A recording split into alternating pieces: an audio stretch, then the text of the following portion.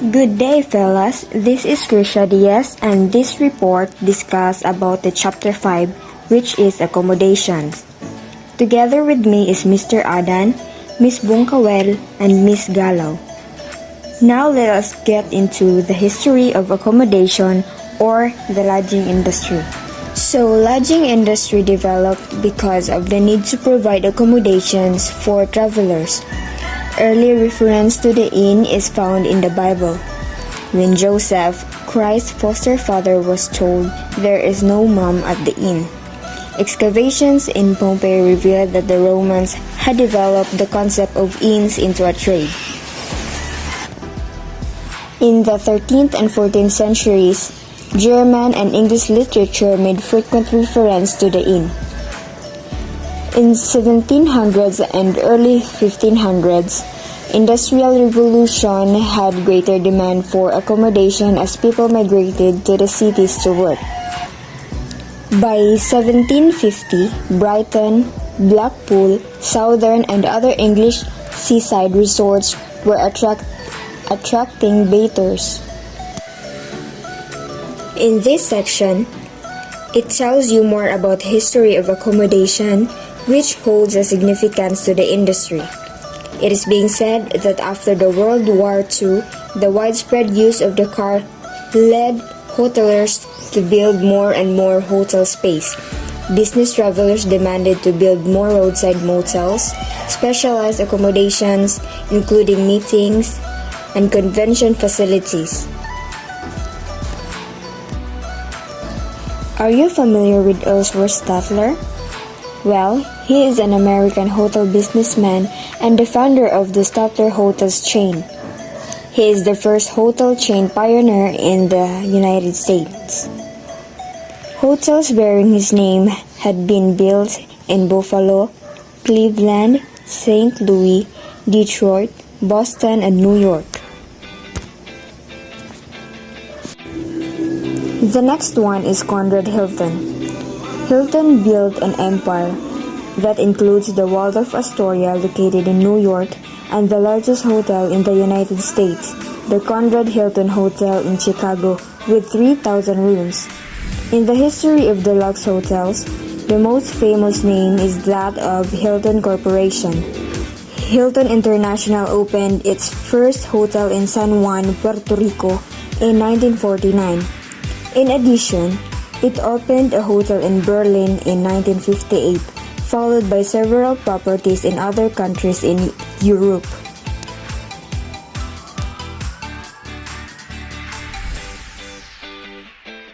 Greetings from the Group 1. Now I will be discussing about types of accommodation. The first one, hotels. Hotels is one of the most accommodation and one of the common type of easily accessible. The rates of the hotels per day and per night depend on the facilities and amenities offered by the hotels. Motels or motor motels. This accommodation usually features a selection of studio, 1 or 2 bedroom units. Tea, coffee, and sometimes cooking facilities are provided. The most units have a television. Resort hotels. This is an entire service lodging facility that typically includes recreational activities and entertainment. Pensions. This may offer special rates for travelers staying longer than a week. May be located in historic buildings, can be family run, and are generally cheaper than other lodgings, such as hotels. Also, they offer more limited services. Paradors. This usually located in a converted historic building such as a monastery or castle, or in a modern building in a nature area with special appeal or with panoramic view of historic and monumental city. Condominium hotels, a building which is legally a condominium but which is operated as a hotel, offering short-term rental and which maintains a front desk. Tourist inns, a lodging establishment catering to transients which does not meet the minimum requirements of an economy hotel. Bed and breakfast is a small lodging establishment that offers overnight accommodation and breakfast. Campgrounds. This is popular form of overnight accommodation. Apartment hotels or aparta. These containing several independent, unfurnished or semi-furnished apartment. Hostel. This is an expensive lodging facility for usually travelers that typically has dormitory-style sleeping arrangement and sometimes offer meals and planned activities. Health spas are hotels and resorts about health and well-being, and there are indications on health wellness trends are here to stay. Private homes. This should only the guests or owners can enter the room or house. Nobody can get inside or cannot be accommodated. Time sharing. This is unique type of accommodation, and the timeshare model can be applied to many different types of properties such as vacation resorts, condominiums, apartments, and campgrounds. Classifications of hotel. Hotel classifications has its different way to classify hotels such as location, types of guests, and price. According to location, hotel may be center city, suburban, airport, or highways. Based on a guest type, hotel are classified as commercial, conventions, or resort. Price hotels are categorized as economy, standard, first class, or deluxe. The rating system of hotels can be presented through dots or stars, and the purpose is to let the customers rate the service they had encountered during their duty. The following are used to rate hotels, motels, inns, resorts, or guest beaches. 1 star, good, better than average. 2 star, very good. 3 star, excellent. 4 star, outstanding. And the last 5 star, one of the best in the country. Organization of lodging industry. A hotel organization can be large and complex. A typical hotel has 7 major divisions: personnel, engineering, maintenance, accounting, security, food and beverage, marketing and sales, and the room divisions. Each division is run by its own division head. 1. The personnel division recruits new employees and administers policies and employees' benefits for the company. 2. The engineering and maintenance division makes the necessary repairs and implements the hotel's energy management program. 3. The accounting division handles the financial activities of the operation, which includes payment of bills, sending out statement, payroll, and compiling monthly income statement. 4. The security division provides protection for both employees and guests. 5. The food and beverage division is responsible for the food and beverages that are served. 6. The marketing and sales division responsible for selling the rooms and food service. It is involved in advertising, development of promotional materials, and making the direct contacts with prospective clients. 7. The room division is responsible for the front desk, telephone, reservations, and housekeeping department. Management methods. Traditionally, hotels are operated by the people who own the property. In some cases, the operator may rent the hotel from the owner and then manage it. In other cases, special arrangements are made such as franchising and management contracts. Franchising. Franchise hotels are typically owned and managed by the same individual or business.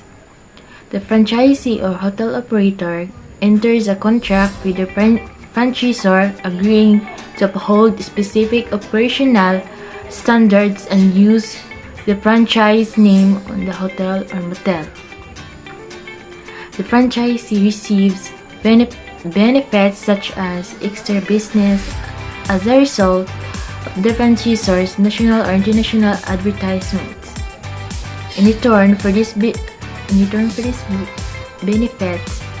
the franchise will pay a royalty and advertising fee plus a percentage of annual room sales or a specified number of dollars for each room sold.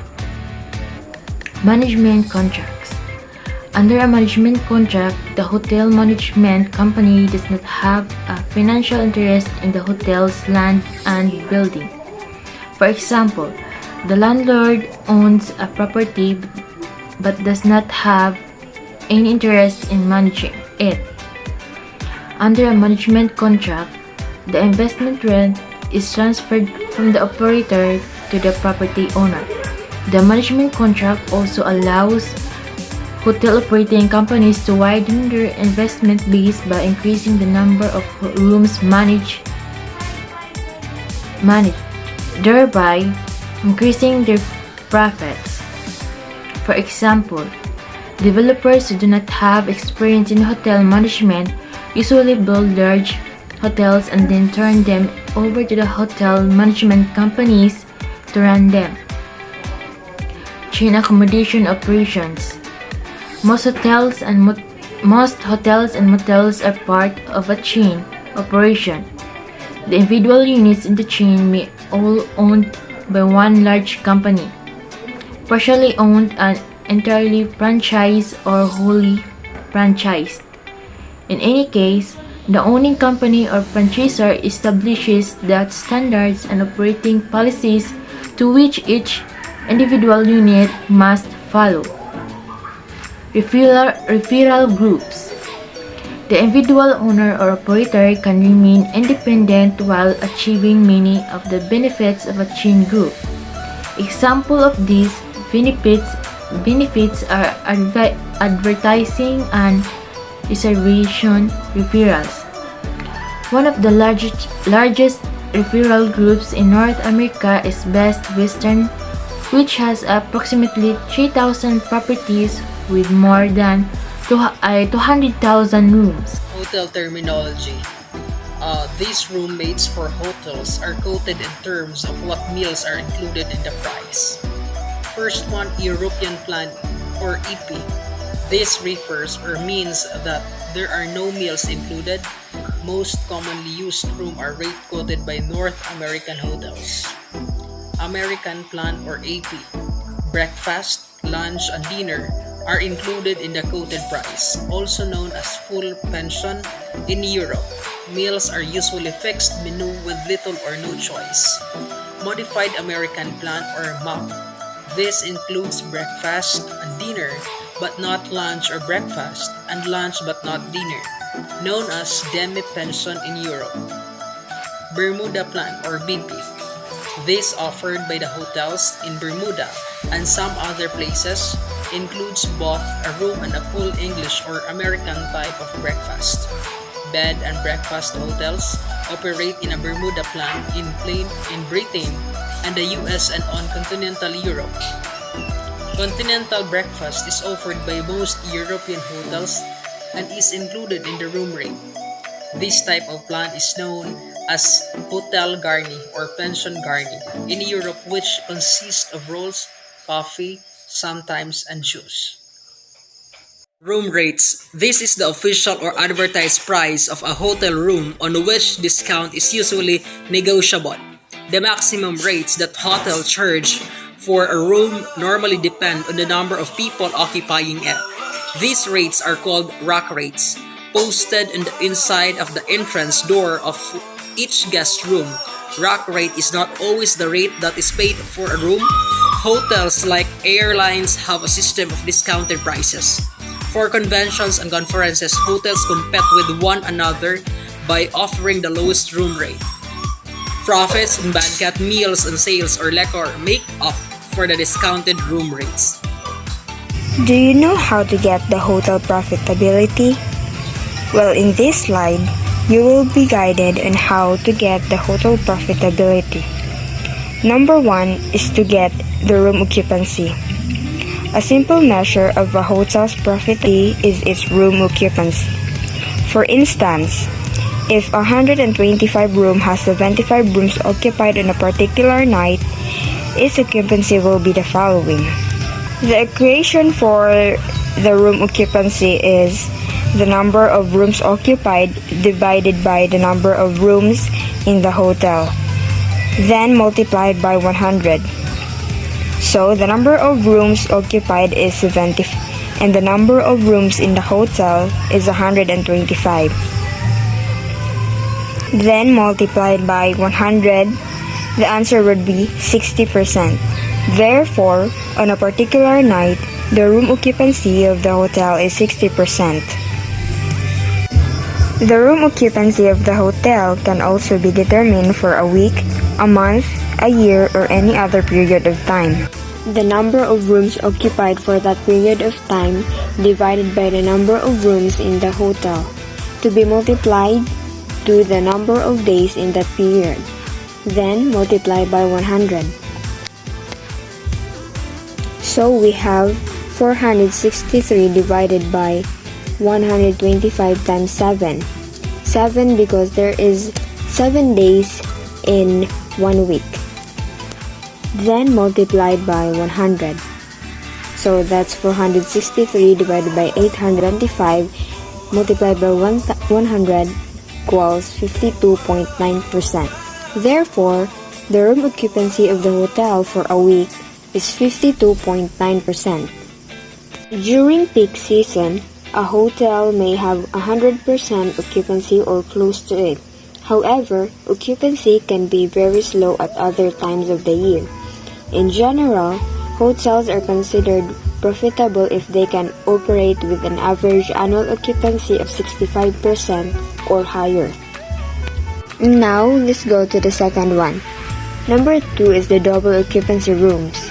Occupancy percentage is not usually the best measure of marketing success for a hotel because it does not show whether the revenue is being maximized.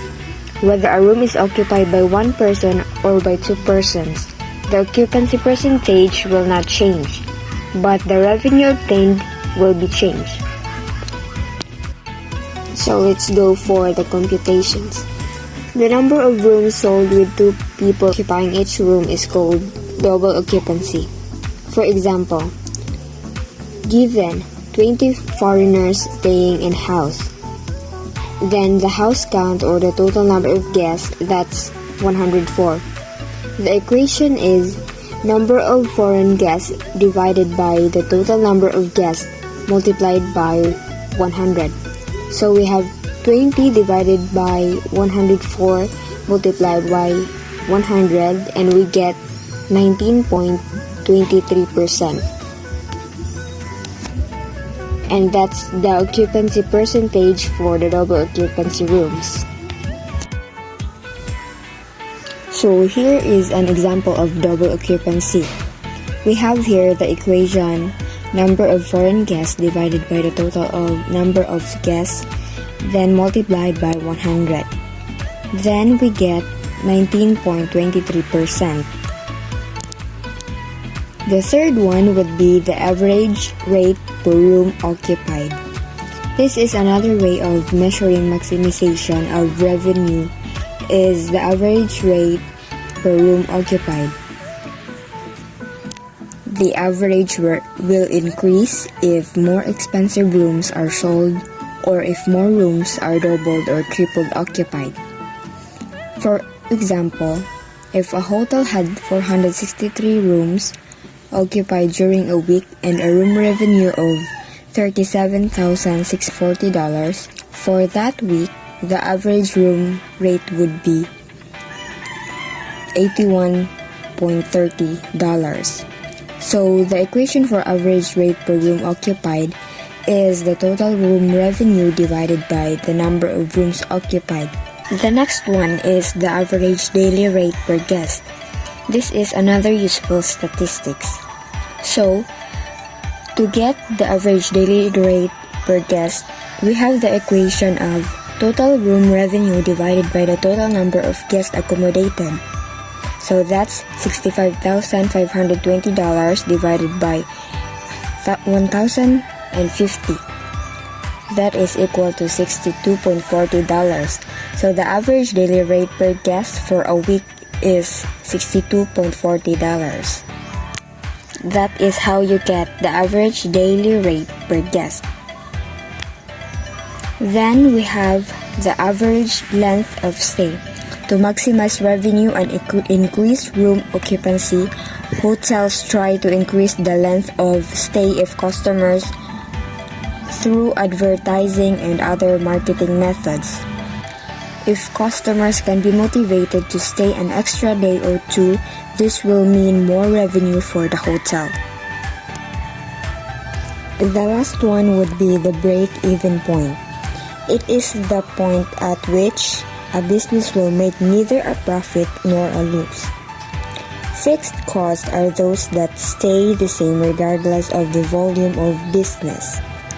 For example, management salaries, interest, depreciation, insurance, property tax, mortgages payments, amortization, and physical plant maintenance.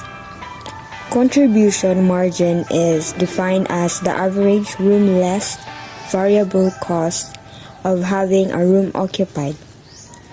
Variable costs are those that change according to the number of guests in a hotel. Example of the variable costs are the cost of housekeeping such as maid wages, linen, laundry, and supplies. We have here an example on how to get the break-even point. So the equation for that is fixed cost divided by the sales price per unit minus the variable cost per unit. You just have to plug your totals into the break-even formula to find out your break-even point. This break-even analysis is an important managerial tool because it shows the percentage of occupancy that a hotel must have to cover all the expenses. Accommodation reservation.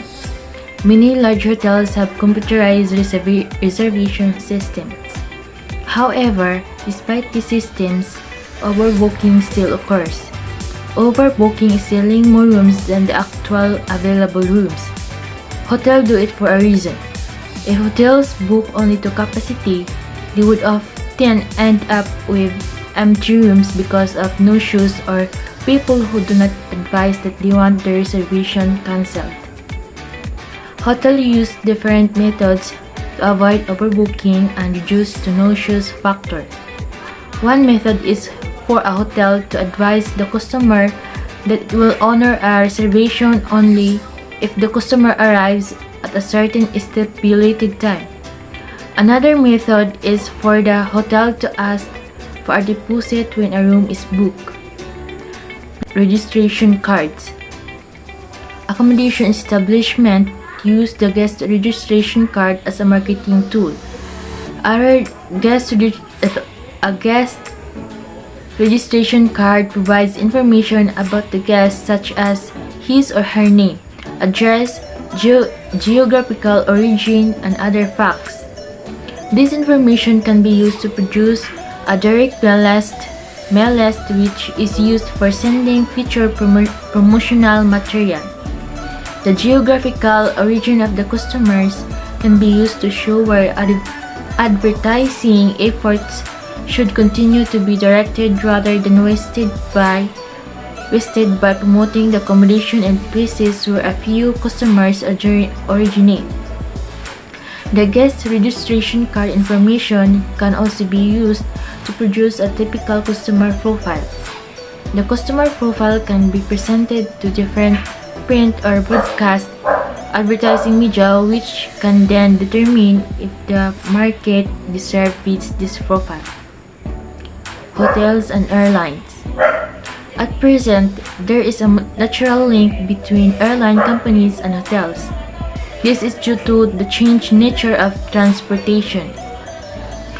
According to Lane, 1994, there are three major reasons why airline companies link with hotels. These are Number 1. Their desire to protect existing business and develop future business, thus increasing their profits. Number 2. The expectation that hotel ownership will boost tourism development in their home countries, and the desire to expand national culture. 4. Frequent flyer links. Many of the frequent flyer programs of airlines are also linked to hotel usage. This means that airlines grant airline passengers extra mileage points for staying in participating hotels.